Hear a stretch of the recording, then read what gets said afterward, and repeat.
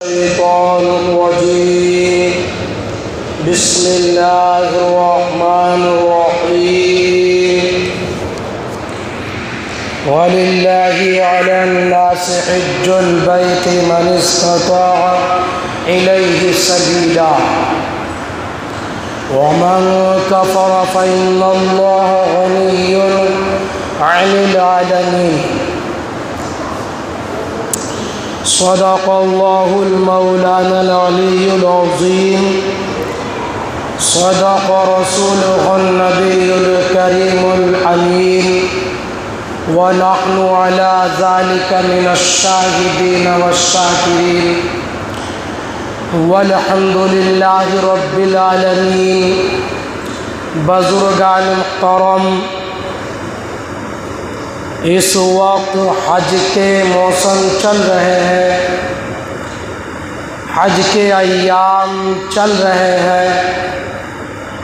اسی مناسبت سے گزشتہ ہفتے حج سے متعلق کچھ باتیں، کچھ گزارشات عرض کی گئی تھیں. اسلام کی جتنی بھی عبادتیں ہیں وہ تمام کی تمام عبادتیں عظیم الشان ہیں اور ایک دوسرے سے بڑھ کر ہیں اور سب کے فوائد الگ الگ ہیں. اور ایسا بھی نہیں ہے کہ ایک عبادت کے ادا کرنے سے دوسری عبادت کی تکمیل ہو جائے، بلکہ وہی عبادت کرنی ہوگی تبھی اس عبادت کی تکمیل ہوگی. مثلا نماز یہ الگ فریضہ ہے، روزہ یہ الگ فریضہ ہے، زکوٰۃ یہ الگ فریضہ ہے، حج یہ الگ فریضہ ہے. اب اگر کوئی چاہے کہ میں نماز پڑھ لوں روزوں کے بدلے، ایسا نہیں ہو سکتا، یا روزے رکھ لوں زکوٰۃ کے بدلے، ایسا بھی نہیں ہو سکتا، یا زکوٰۃ ادا کر دوں حج کے بدلے، ایسا بھی نہیں ہو سکتا. بلکہ جو عبادت فرض ہے بالکل وہی عبادت کرنی ہوگی. اور سب کے فوائد بھی الگ الگ ہیں. نماز پڑھنے کا فائدہ الگ، روزہ رکھنے کا فائدہ الگ، زکوٰۃ ادا کرنے کا فائدہ الگ، اور اسی طریقے سے حج ادا کرنے کا فائدہ بھی الگ ہے. نماز کا فائدہ کیا ہے؟ نماز پڑھو گے تو یہ بری باتوں سے روکتی ہے، جیسا کہ قرآن کریم کے اندر موجود ہے، ان الصلاۃ تنہی عن الفحشاء والمنکر. نماز بے حیائی، بری باتوں سے روک دیتی ہے. تو یہ نماز کا فائدہ ہوا. اور روزوں کا فائدہ یہ ہے کہ یہ دل کے اندر تقوی پیدا کرتا ہے، اللہ کا خوف پیدا ہوتا ہے، اللہ کا ڈر پیدا ہوتا ہے روزہ رکھنے کی وجہ سے. یہ روزہ کا فائدہ ہوا. زکوٰۃ ادا کرنے سے مال کی صفائی ہوتی ہے، مال کی ستھرائی ہوتی ہے، مال اللہ کی امان میں آتا ہے، فرشتے اس کی حفاظت کرتے ہیں. یہ زکوٰۃ ادا کرنے کا فائدہ ہوا. اور اسی طریقے سے حج ادا کرنے کا بھی فائدہ ہے. تو اللہ کے پیارے نبی نے، یا اللہ رب العزت نے حج کے فوائد پہلے بیان نہیں کیے، بلکہ اللہ کا قرآن یوں کہتا ہے، لِيَشْهَدُوا مَنَافِعَ لَهُمْ وَيَذْكُرُوا اسْمَ اللَّهِ. جب حاجی حج کرنے کے لیے جائے گا تو وہاں خود اپنی نظروں سے حج کے فوائد دیکھ لے گا، خود اپنی آنکھوں سے مشاہدہ کرے گا جب حاجی حج ادا کرنے کے لیے جائے گا، حج کرنے کی عوض میں اس کی دل کی کیفیت بدل جائے گی، اس کے احوال بدل جائیں گے، اس کی پوری زندگی بدل جائے گی۔ حدیث شریف کے اندر موجود ہے، جب حاجی حج کرنے کے لیے جاتا ہے، حج ادا کر لیتا ہے تو وہ گناہوں سے بالکل پاک صاف ہو جاتا ہے، اور ایسا ہو جاتا ہے کہ جس دن وہ اس دن تھا جس دن اپنی ماں کے بطن سے پیدا ہوا تھا۔ جب ماں کے بطن سے پیدا ہوا تھا اس کے اوپر ذرہ برابر بھی کوئی گناہ نہیں تھا، کوئی برائی نہیں تھی۔ ایسا ہی جب وہ حج کرنے کے لیے جاتا ہے، حج کرنے کے بعد حاجی بالکل پاک صاف ہو جاتا ہے۔ حج کے فوائد خود حاجی حج ادا کرنے کے بعد اپنی آنکھوں سے دیکھتا ہے۔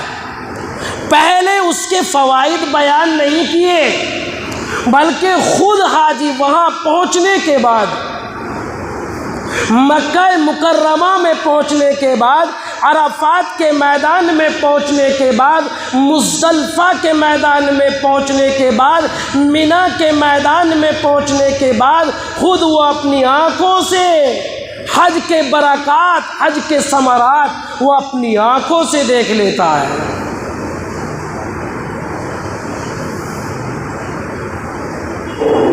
لہذا حاجی احرام پہن لیتا ہے، اور احرام پہن لینے کے بعد اس کی زبان پر تلبیہ شروع ہو جاتی ہے، لبیک اللہم لبیک لا شریک لک لبیک ان الحمد والنعمت والملک لا شریک لک۔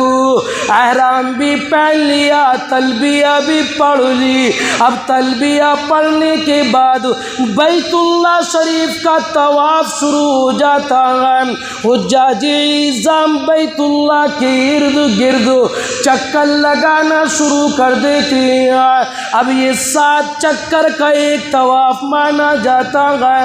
اور میرے بزرگوں اور ساتھیوں، چاروں طرف حجاج اعظام چکر کاٹ رہے ہیں، دیوانگی سی معلوم ہوتی ہے، پاؤں میں کچھ نہیں پہن رکھا ہے، سر بالکل ننگا ہے، اور بغیر سلے ہوئے کپڑے پہن رکھے ہیں، کفن کی چادر پہن رکھی ہے، کچھ بھی سر کے اوپر نہیں ہے، ٹوپی بھی نہیں اوڑھ سکتے، عمامہ بھی نہیں اوڑھ سکتے، کچھ بھی نہیں اوڑھ سکتے، بالکل ننگے سر، بال بکھرے ہوئے، بالکل چاروں طرف دیوانگی میں، اللہ کی محبت میں، اللہ کے عشق میں، اللہ کے گھر کے چاروں طرف چکر لگا رہے ہیں، بیت اللہ شریف کا طواف کر رہے ہیں۔ یہ صرف پتھر کا گھر ہے، صرف پتھر کا گھر ہے اور کچھ بھی نہیں ہے۔ اس کے اندر جنگلے نہیں لگے ہوئے، کھڑکیاں نہیں لگی ہوئی، اور دروازے کے اوپر بھی پردہ پڑا ہوا ہے، لیکن معلوم یہ ہے اللہ نے یوں فرما دیا کہ یہ میرا گھر ہے، یہ میرا گھر ہے۔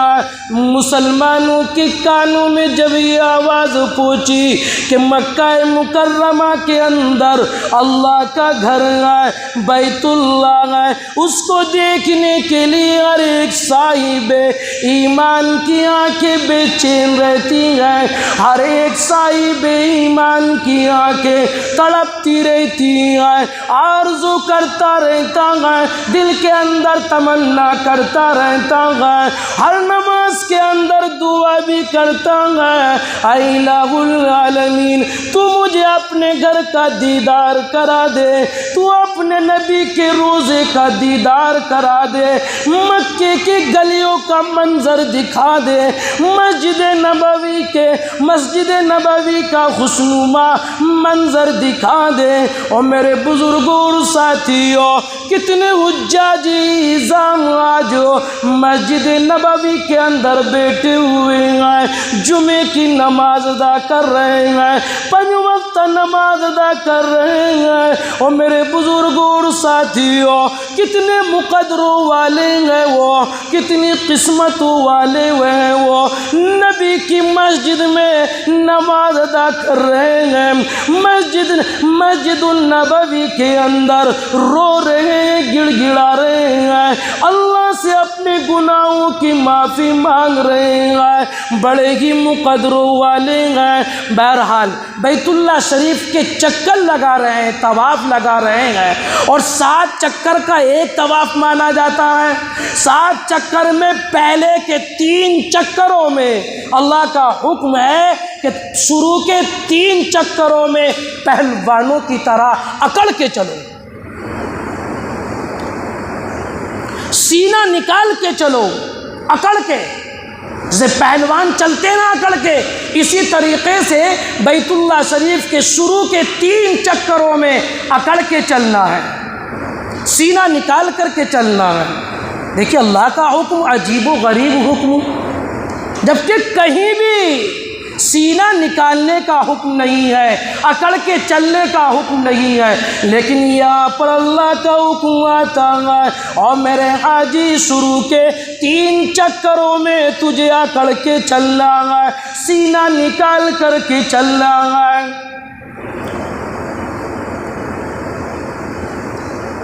کس وجہ سے اکڑ کے چلنے کا حکم ہے؟ وہ اس وجہ سے سن 7 ہجری کے اندر اصحابہ کرام رضوان اللہ علیہم اجمعین، پیارے نبی جناب محمد رسول اللہ صلی اللہ تعالیٰ علیہ وآلہ وسلم کے ساتھ مدینہ منورہ سے مکہ مکرمہ عمرۃ القضاء کے لیے تشریف لا رہے ہیں، اور مکے کے مشرکین نے، کفاروں نے خوشیاں منائی، تانے دیے کہ یثرب کے بخار نے اصحاب کو کمزور کر دیا، نحیف کر دیا، ناتواں کر دیا۔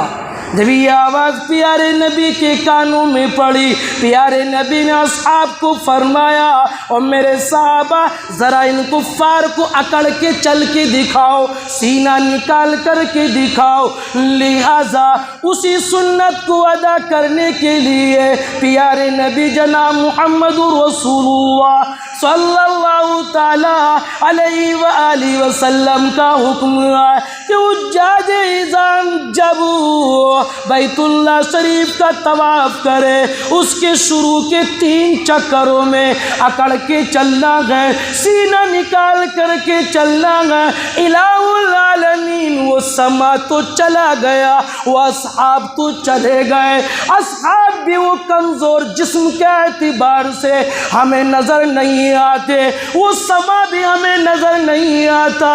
اللہ اے باریلا، اب حجاج اعظام کو اکڑ کے چلنے کا کیوں حکم ہے؟ سینہ نکال کر کے چلنے کا کیوں حکم ہے؟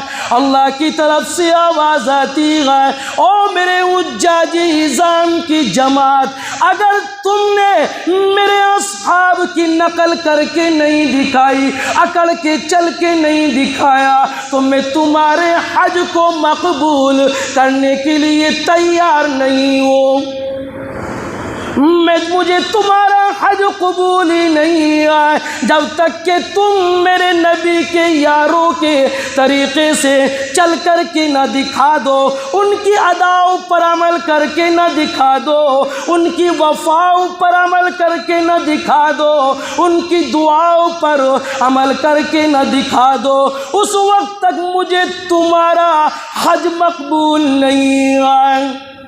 بیت اللہ شریف کے چکر لگ رہے ہیں، طواف ہو رہا ہے۔ بزرگوں اور ساتھیوں، یہ ایسی عبادت ہے 1 منٹ کے لیے بھی یہ طواف والی عبادت مؤخر نہیں ہوتی، بند نہیں ہوتی، بلکہ 24 کے 24 گھنٹے بیت اللہ شریف کا طواف ہوتا رہتا ہے۔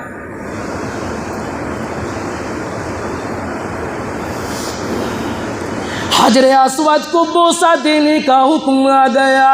جو بیت اللہ کی دیوار کے اندر حجر اسود لگا ہوا ہے اس کو بوسہ دینے کا حکم ہے, اسے چومنے کا حکم ہے کہ تم اس کو چومو, اس کو بوسہ دو. تم اس کو چومو گے, تم اس کو بوسہ دیں گے تو یہ حجر اسود تمہارے گناہوں کو چوس لے گا, تمہارے گناہوں کو ختم کر دے گا, تمہارے گناہوں کو مٹا دے گا. الہ العالمین ایک پتھر ہے, یہ کالا پتھر ہے, اس کو چومنے کا کیوں حکم ہے؟ اسی لیے حکم ہے کہ اس حجر اسود کو پیارے نبی جناب محمد رسول اللہ صلی اللہ تعالی علیہ وآلہ وسلم نے چوما ہے, اصحاب نے چوما ہے, عمر نے چوما ہے, ابو بکر نے چوما ہے, عثمان غنی نے چوما ہے, علی مرتضیٰ نے چوما ہے. تمام کے تمام مسلمانوں نے, تمام کے تمام اولیاءوں نے, تمام کے تمام کتبوں نے حجر اسود کو بوسہ دیا ہے. ارے ایک دن عمر ابن خطاب کھڑے ہوئے ہیں اور انگلی سے پتھر کو مخاطب کر کے یوں کہنے لگے, او پتھر میں تجھے جانتا ہوں, تو ایک پتھر ہے, تمہیں جانتا ہوں تیرے اندر کوئی طاقت و قوت نہیں ہے, میں جانتا ہوں نفع دینے کی صلاحیت تیرے اندر موجود نہیں ہے, نقصان دینے کی صلاحیت تیرے اندر موجود نہیں ہے. اگر میں اپنے نبی کو تجھے بوسہ دیتے ہوئے نہ دیکھتا تو آج عمر بھی تجھے بوسہ نہ دیتا. مقابی ابراہیم ایک پتھر ہے جس پتھر کے اوپر حضرت ابراہیم علیہ الصلاۃ والتسلیم نے کھڑے ہو کر بیت اللہ شریف کی دیواروں کو بلند کیا ہے, بیت اللہ شریف کی عمارت کو تعمیر کیا ہے. اس پتھر پر کھڑے ہو کر, اور اس پتھر پر حضرت ابراہیم خلیل اللہ علیہ الصلاۃ والتسلیم کے قدموں کے نشان آج تک موجود ہیں. قیامت تک اس پتھر کے اوپر سیدنا ابراہیم علیہ الصلاۃ والتسلیم کے قدم مبارک کے نشانات رہیں گے. لہذا اس پتھر کے اوپر حاجی کو حکم ہے کہ 2 رکعت نماز نفل ادا کرے. وہ کیوں؟ اس لیے کہ حضرت عمر ابن خطاب رضی اللہ تعالیٰ عنہ نے ایک مرتبہ اللہ کے پیارے نبی سے یوں فرمایا, یوں عرض کیا, اے میرے پیارے نبی, میرا دل چاہتا ہے کہ میں اس پتھر کے اوپر کھڑے ہو کر 2 رکعت نماز نفل ادا کروں. اللہ کے پیارے نبی فرمانے لگے, او عمر, جس کے بارے میں مجھے حکم نہیں ہے, جس کے بارے میں میرے اللہ نے مجھے حکم نہیں دیا, تو بھلا میں اس بات کا حکم تمہیں کیسے دے سکتا ہوں؟ اسی وقت اللہ کی طرف سے آواز آ گئی, اللہ کی طرف سے قرآن کی آیت کا نزول ہو گیا. اللہ نے فرما دیا, وَاتَّخِذُوا مِن مَّقَامِ إِبْرَاهِيمَ مُصَلًّى. اللہ فرماتے ہیں, اور میرے نبی, جو عمر کی رائے ہے وہ میری رائے ہے, تم انہی کی رائے پر عمل کرتے ہوئے حکم دو اس پتھر پر کھڑے ہو کر 2 رکعت نماز نفل ادا کریں. لہذا حجاج عظام کو حکم ہے کہ 2 رکعت نماز نفل مقام ابراہیم پر پڑھی جائے. کیوں؟ اس لیے کہ حج ہے ہی ان مبارک ہستیوں کے وفاؤں پر عمل کرنے کا نام. حج ہے ہی ان مبارک ہستیوں کی اداؤں پر عمل کرنے کا نام. حج ہے ہی ان مبارک ہستیوں کی دعاؤں کا نام.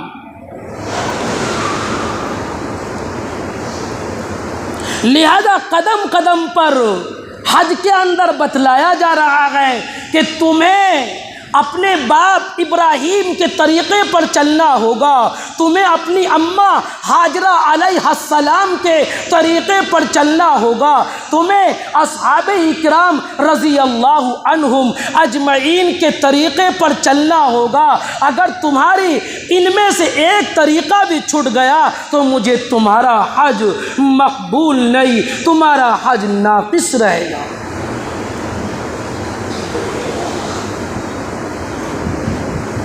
لہذا حجاج عظام کو مینا میں جانے کا حکم ہو جاتا ہے کہ مینا کے اندر جا کر تمہیں وہاں پر رات گزارنی ہے۔ چھوڑ دو بیت اللہ کی برکات کو، چھوڑ دو بیت اللہ کے ثمرات کو، چھوڑ دو بیت اللہ کے اندر نماز پڑھنے پر، ایک وقت کی نماز پڑھنے پر 1,00,000 نمازوں کے ثواب کو چھوڑ دو،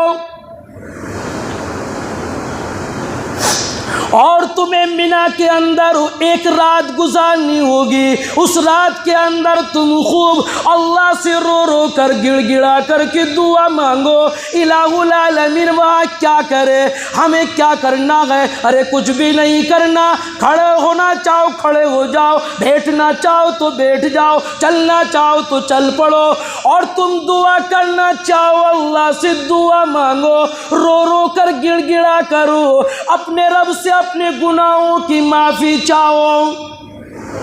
رات گزر گئی، صبح ہو گئی، زوال کے وقت سے پہلے پہلے اب تمہیں عرفات کے میدان میں جانا ہے۔ عرفات کے میدان میں پہنچ گئے، حجاج عظام کا جمع غفیر ہے۔ بزرگوں اور ساتھیوں، یہ وہی میدان ہے جس میدان کے اندر قیامت کے دن آدم علیہ السلام سے لے کر قیامت تک جتنے بھی آنے والے انسان وہاں تمام کے تمام موجود ہوں گے، اور اسی عرفات کے میدان میں سوال و جواب ہوگا، اللہ کا عرش آئے گا، اللہ رب العزت بیٹھے ہوئے ہوں گے، اللہ ایک ایک سے سوال معلوم کرتے ہوئے ہوں گے۔ آج کی حاضری نے وہ یاد تازہ کر دی جو 9 ذی الحجہ کا دن ہے، انشاءاللہ تعالی قریب ہے آنے کو۔